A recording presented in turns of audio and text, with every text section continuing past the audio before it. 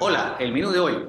En Ecuador, tras la consulta popular realizada el domingo, el presidente Daniel Noboa parece encaminado hacia la reelección el próximo año. Dos, Ucrania ha recibido una buena noticia con el desbloqueo del paquete de ayuda de Estados Unidos por 60.000 millones de dólares, pero enfrenta serios desafíos ante Rusia. Y en nuestra sección es bueno saber que fue la revolución de los claveles. Hablemos del Mundo es auspiciado por Teje Láser Oftálmica. Teje Láser Oftálmica, comprometidos con tu visión. Soy Francisco Belaunde, bienvenidos a una nueva edición de Hablemos del Mundo.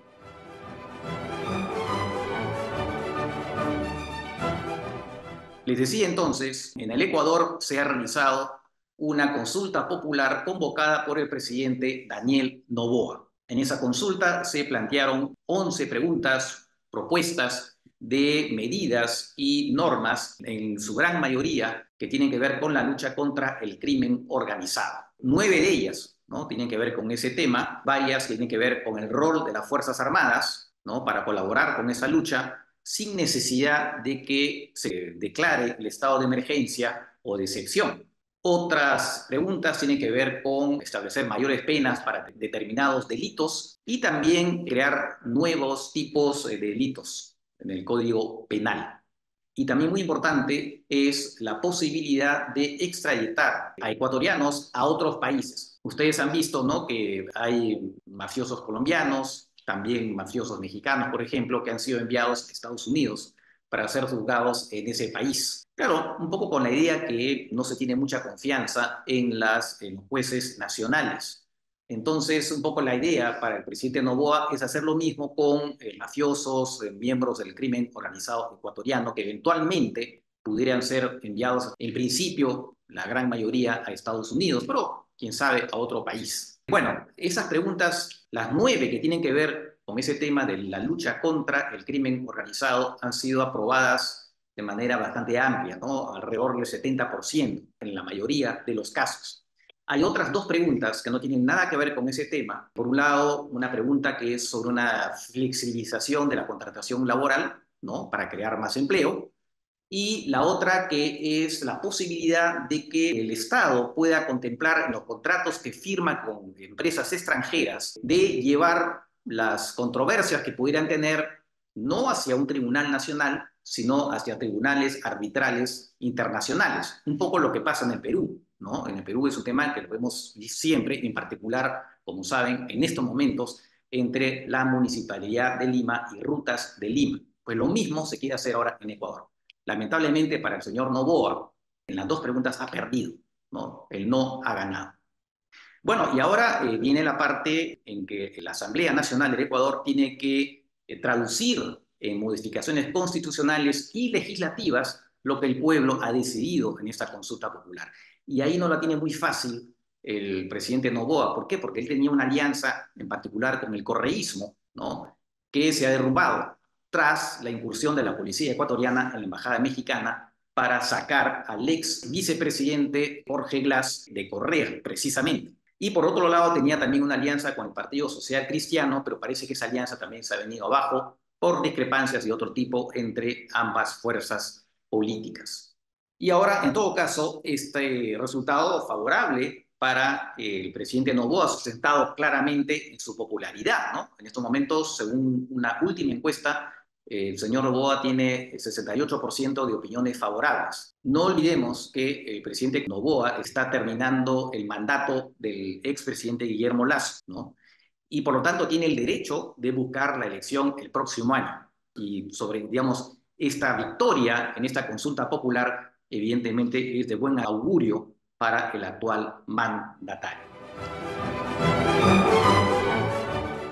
El segundo tema tiene que ver con la guerra en Ucrania. Como saben, hay una buena noticia para los ucranianos, y es que el Congreso por fin desbloqueó el plan de ayuda norteamericano por 60.000 millones de dólares, en particular en armas y otros implementos para ayudar a los ucranianos a luchar contra los rusos. Esa es una buena noticia, como dije. Sin embargo, los desafíos para los ucranianos son muy fuertes en estos momentos. Rusia está avanzando de a pocos a lo largo de todo el frente y en particular en el Donbass. Y se prevé ya en las próximas semanas una ofensiva, digamos, en reglas, una ofensiva general. Y frente a ello, Ucrania, que por supuesto ya perdió la iniciativa de la guerra, tiene serios problemas porque le faltan municiones, ¿no? Y además le faltan también armas antiaéreas, ¿no? En una época Ucrania podía frenar, interceptar la mayoría de los drones y misiles enviados por Rusia, y ahora pues le falta y por lo tanto hay varios bombardeos que se están produciendo en varias ciudades ucranianas y también cerca del frente. Entonces ahora Ucrania, lo que le queda ahora es básicamente estar en una posición defensiva. Están, por lo tanto, haciendo una serie de fortificaciones para resistir, ¿no? Resistir la ofensiva rusa. El tema es si las armas norteamericanas van a llegar a tiempo, porque entre el momento en que se aprueba y comienzan a llegar las armas, eventualmente la ofensiva rusa irá progresando. Se dice que el presidente Putin ha ordenado que la localidad de Yasiv Yar, que es una localidad estratégica que está en estos momentos bajo asedio ruso, sea tomada antes del 9 de mayo. ¿Por qué el 9 de mayo? Porque ese día se celebra la victoria de los soviéticos frente a la Alemania nazi en la Segunda Guerra Mundial. Entonces, no queda mucho tiempo, no queda mucho tiempo, por más esa localidad es estratégica y a partir de ahí Rusia podría amenazar otras localidades ucranianas cerca del frente. Entonces, como digo, las armas tienen que llegar rápidamente.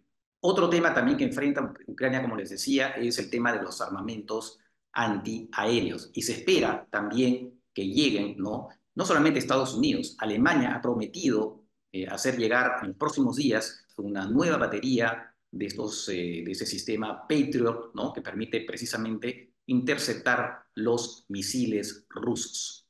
Además de todo ello, Ucrania también necesita más soldados. Rusia tiene una gran reserva de soldados, Ucrania necesita más. Por ese motivo es que se ha ampliado la edad en que los ucranianos pueden ser llamados a filas. Y ese también es otro problema, porque esos nuevos soldados van a tener que ser entrenados durante varias semanas antes de ser enviados al frente. Pasamos ahora a nuestra sección Es bueno saber. Y es bueno saber qué fue la revolución de los claveles. Pues fue una revolución que puso fin a larguísimos años de una dictadura en Portugal. Como muchos de ustedes saben, Portugal gobernó durante décadas, directa o indirectamente desde 1926, el señor Manuel de Oliveira Salazar, hasta 1968, cuando es reemplazado por motivos de salud y fue reemplazado por Marcelo Caetano. Bueno, el 25 de abril de 1974 hubo un movimiento revolucionario de militares de izquierda que habían creado un movimiento el año anterior. Ese día tomaron la plaza principal en Lisboa y finalmente el régimen se derrumbó. Casi, no hubo prácticamente resistencia, ¿no? Del régimen ni de las tropas leales, en principio leales. Y se derrumbó esa dictadura, como digo, después de décadas, ¿no? Décadas de gobierno. Ahora, ¿por qué se llama Revolución de los Claveles? Esa es una historia bastante simpática. Resulta que una camarera de un restaurante le entregó a un soldado un clavel y el soldado la puso en la punta de su fusil. Y a partir de ahí, los soldados comenzaron a hacer lo mismo. Y entonces, una cosa interesante, ¿no? Que fue esta revolución más pacífica, porque prácticamente no hubo víctimas. Al día siguiente hubo algunos enfrentamientos con 4 muertos, pero en general fue una revolución pacífica, ¿no? Y con estos soldados también con los claveles en la punta de sus fusiles. Así que bueno, triunfa la revolución y esa revolución además tenía que ver mucho por el descontento de los soldados, incluso de oficiales medios que estaban luchando en las colonias portuguesas, Angola, Mozambique sobre todo, cuando en ese momento prácticamente África ya era un continente casi descolonizado. Y sin embargo el régimen portugués quería mantener esas colonias, ¿no? Bueno, en parte la revolución tuvo que ver con ese descontento, ¿no? Tras la revolución se instauró una Junta de Salvación Nacional, que duró más o menos 2 años. Fue un periodo un poquito complicado porque dentro de los revolucionarios había gente bastante extremista, de izquierda, ¿no? Que quiso obviamente instaurar un régimen de tipo socialista. Pero al final triunfaron los más moderados y el año 76 por fin se pudo instaurar un gobierno, esta vez sí, democrático y estable. Y desde entonces Portugal se ha integrado a los países democráticos del mundo. Hemos llegado así al final de esta edición. Que estén bien, cuídense y nos vemos en la próxima. Chau, chau.